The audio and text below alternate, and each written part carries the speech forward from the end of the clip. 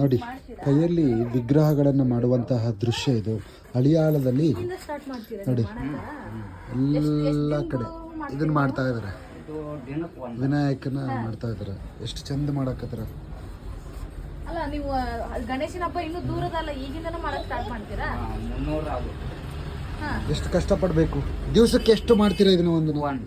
ಒಂದೇ ಒಂದಂತೆ ದಿವಸಕ್ಕೆ. ನಾವು ಅದನ್ನ ದುಡ್ಡು ಕೊಟ್ಟು ಕೊಂಡುಕೊಳ್ಳಲಿಕ್ಕೆ ಹಿಂದೆ ಮುಂದೆ ನೋಡ್ತೇವೆ. ಎಷ್ಟು ಕಷ್ಟ ಇದೆ ಅಲ್ವಾ ಮಾಡೋದು. ಈ ಮಣ್ಣು ಎಲ್ಲಿಂದ ತರ್ತಾರೆ, ಇದನ್ನ ರೀತಿ ನೆನೆಸ್ಕೋಬೇಕು, ಈ ಥರ ಎಲ್ಲ ಮಾಡಬೇಕು. ಇದೆಲ್ಲ ಮಾಡ್ತಾ ಇದ್ದಾರೆ. ಅಡಿಯಾಲ ದಾಂಡಲಿ ಪಕ್ಕದಲ್ಲಿ, ಧಾರವಾಡದಲ್ಲಿ ಸಮೀಪದಲ್ಲಿದೆ. ತುಂಬಾ ಚೆನ್ನಾಗಿದೆ.